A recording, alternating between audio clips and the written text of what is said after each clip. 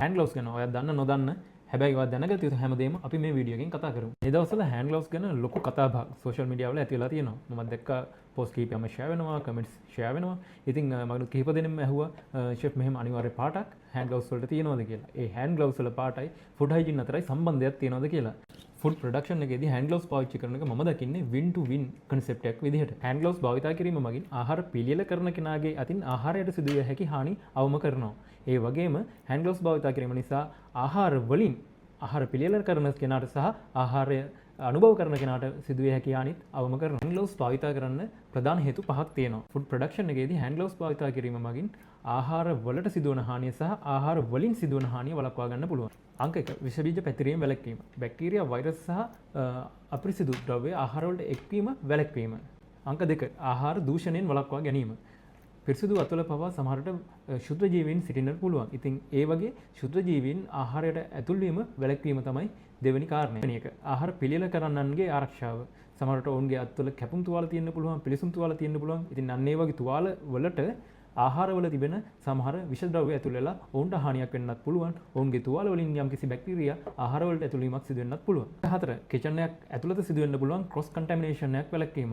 ඒ කියන්නේ උදාහරණයක් විදිහට ගත්තොත් අමු මස් වල තියෙන බැක්ටීරියාවක් පළතුරු වලට හෝ එළවලු වලට යන එක වැළැක්වීම. එහෙම නැත්නම් එළවලු වල තිබෙන බැක්ටීරියාවක් පිසින ලද ආහාරයකට යන එක වැළැක්වීම. ඒ සඳහාත් අපිට ග්ලව්ස් භාවිත කරන්න පුළුවන්. අංක 5 ආහාර සුරක්ෂිතතා ප්‍රමිතින්. උදාහරණයක් විදිහට HACCP ISO වැනි සර්ටිෆිකේෂන් වලට අපි යනවා නම් ඒ සර්ටිෆිකේෂන් අපිට තියෙනවා නම් ඒව රිනියු කරන්න තියෙනවා නම් අනිවාර්යෙන් අපිට මේ ග්ලව්ස් භාවිත කරන්නට වෙනවා. ග්ලව්ස් වල ඉතිහාසය ගැන කතා කරද්දී 1847 තරම් ඈත අතීතයකට අපිට යන්න සිද්ධ වෙනවා. 1847 දී ඉග්නාස් සෙමල්වයිස් කියන වෛද්‍යවරයා වියනාහි රෝහලක වෛද්‍යවරයෙක් විදිහට සේවය කරමින් සිටියා. ඒ කාලයේදී ඔවුන් මුහුණ දීපු දරුණුතම ඛේදවාචකය වුණේ ගැබිනි මව්වරුන් දරු ප්‍රසිද්ධියේදී විශාල වශයෙන් මිය යාම. ඒට හේතු වුණේ වෛද්‍යවරුන් මරණ පරීක්ෂණ සිදු කරලා අත්සේදීමකින් තොරව ගැබිනි මව්වරුන්ටත් ප්‍රතිකාර කිරීමයි. ඉතින් මේ ගැන යම්කිසි අවබෝධයක් ලබා ගත්තට පස්සේ සෙමල්වයිස් රෝගීන්ට ප්‍රතිකාර කිරීමට පෙර ක්ලෝරින් ද්‍රාවණයකින් අත්සේදීමට වෛද්‍යවරුන්ට නියෝග කරා. වෛද්‍යවරුන් ක්ලෝරින් ද්‍රාවණයෙන් අත්සේදීම ආරම්භ කරාට පස්සේ මරණ අනුපාතය ක්‍රමානුකූලව පහත වැටෙන බව ඔවුන්ට අවබෝධ වුණා. පසු කාලීන විද්‍යාඥයින් විෂ බීජ න්‍යාය ඉදිරිපත් කිරීමට, පැහැදිලි කිරීමට සහ ශක්තිමත් කිරීමට කටයුතු කරා. ඒ සඳහා ජෝසප් ලිස්ටර්, රොබර්ට් කොච් වැනි විද්‍යාඥයින් මූලිකත්වය ගැන කටයුතු කරා.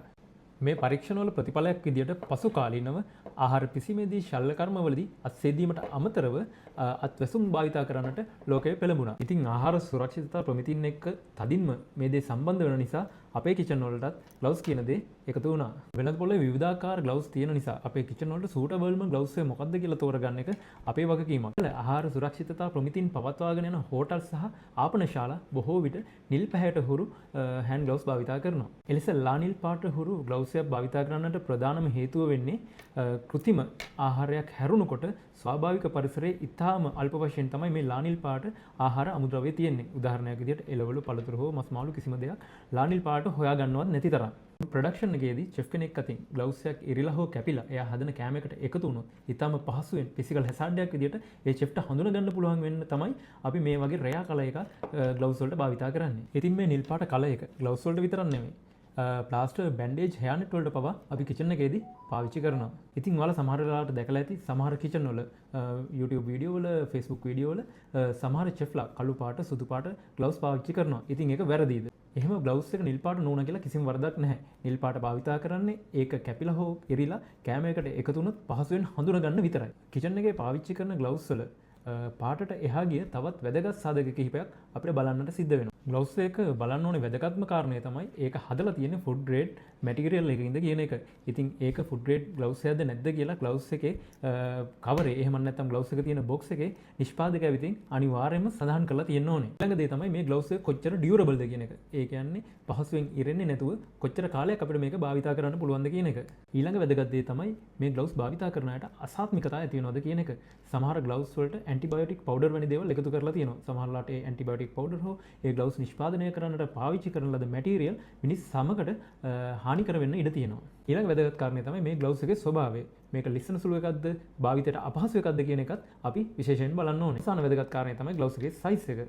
තමන්ගේ අතට ගැලපෙන සයිස් එක ග්ලව්ස් අපි භාවිතා කරන්න ඕනේ. අපේ අතට වඩා විශාල ග්ලව්ස් එකක් භාවිතා කරොත් ඒක කැපෙන්න හෝ ඉරෙන්න තියෙන ඉඩකඩ වැඩි. ඊට වඩා කුඩා ග්ලව්ස් එකක් භාවිතා කිරීම තමන්ගේ අතට වේදනාවක් හානියක් ඇති කිරීමට අවස්ථාවක් තියෙනවා. තිබුණට වඩා ග්ලව්ස් ගැන වැඩි අවබෝධයක් ඔයාලට ලැබෙන්න ඇති කියලා මම විශ්වාස කරනවා. ඉතින් කමෙන්ට් සෙක්ෂන් එකේ කමෙන්ට් එකක් දාන්න. ඔයාලා මේකෙන් දෙයක් ඉගෙන ගත්තා නම් මට කියන්න බැරි වුණු හෝ මට මගහැරුණු මොන හරි දෙයක් තියෙනවා නම් ඒකත් පහලින් කමෙන්ට් කරන්න. අපි හැමෝටම ඒක ගැන බලාගන්න.